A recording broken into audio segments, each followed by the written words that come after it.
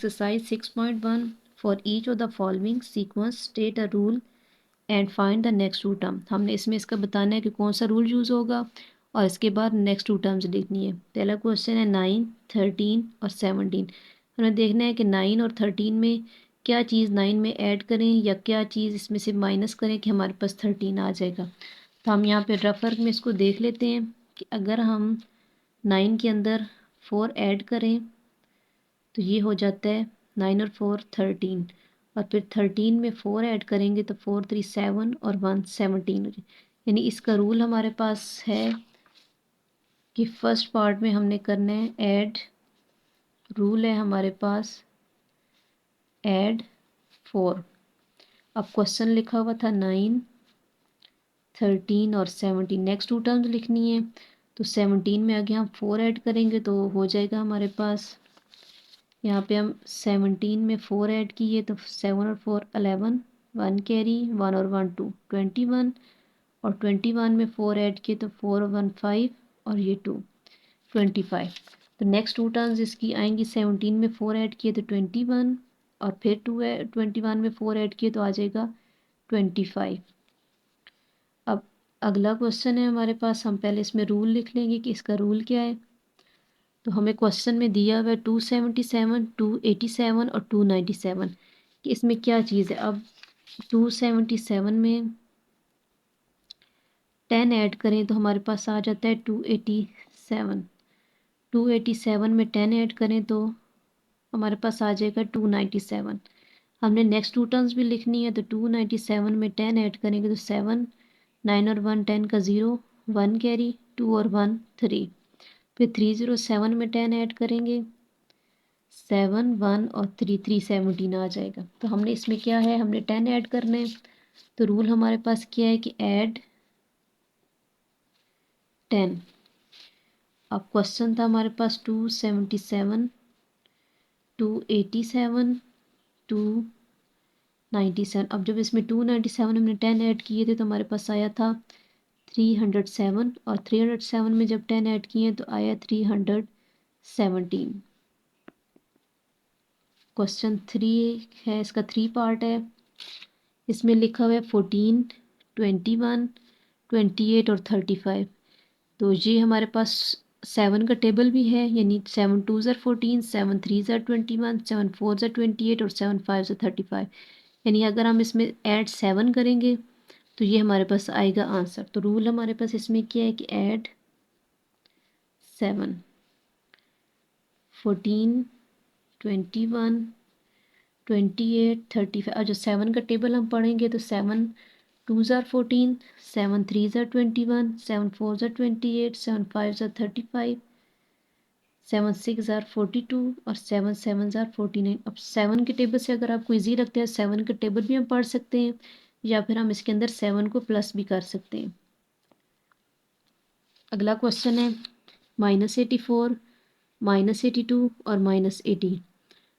अब -84 में से अगर हम 2 को करें माइनस तो ये हमारे पास आ जाएगा 82, -82। फिर -82 में से अगर हम मज़ीद 2 को माइनस करें, यानी अगर हम यहाँ पे इसके साथ तो यहाँ हमारे पास प्लस का साइन आएगा, लेकिन जब हम लिखेंगे तो हम यही लिखेंगे कि सब्ट्रैक्ट 2 करेंगे हम इसमें से। तो हमारे पास आएगा 2 में से 2 गए 0 और 8 80। अब 80 में से 2 जाए तो हमारे पास आ जाएगा 78। 78 में से 2 गए तो 8 में से 2 गए 6 और 7। तो इसमें क्या है कि सब्ट्रैक्ट 2 हमने करना है। रूल है हमारे पास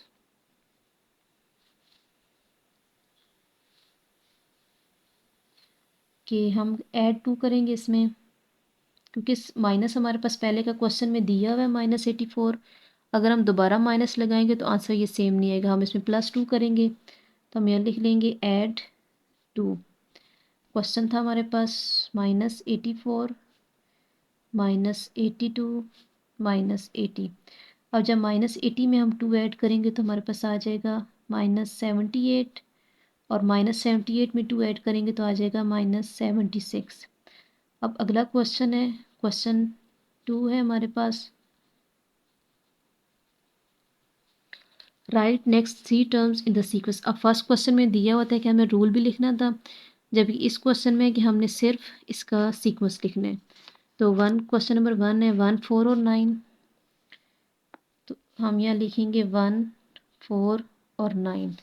अब ये हमें जो दिया हुआ है ये है हमारे पास कि अगर हम 1 का स्क्वायर लेते हैं तो ये होगा 1 × 1 1।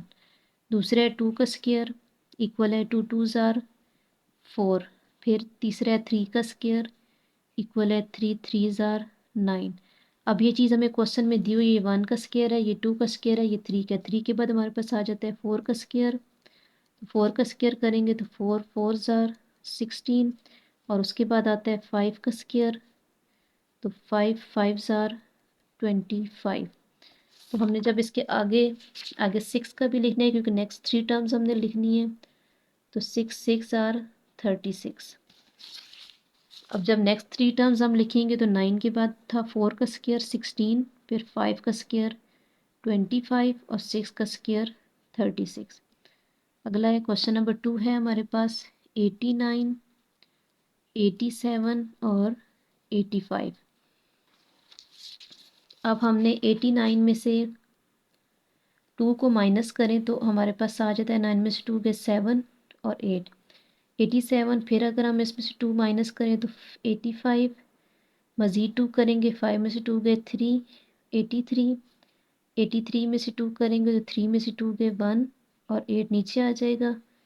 फिर हमने 2 करने माइनस, तो यहाँ से कैरी करके 11 में से 2 गए 9 और ये 7 रह जाए। हमें 3 टर्म्स लिखनी है, तो 3 टर्म हमारे पास आएंगी। 85 तक लिखा हुआ है क्वेश्चन में, फिर है 83, 81 और 79। तो हम यहाँ लिख लेंगे, जब -2 करेंगे तो आ जाएगा 83, फिर 81 और 79। अब इसका थर्ड पार्ट है 12, 16 और 20। अब ये हमारे पास एक तो हम कर सकते हैं कि इसमें 12 में 4 ऐड करें तो 16 होता है, 16 में 4 करें तो 20 होता है।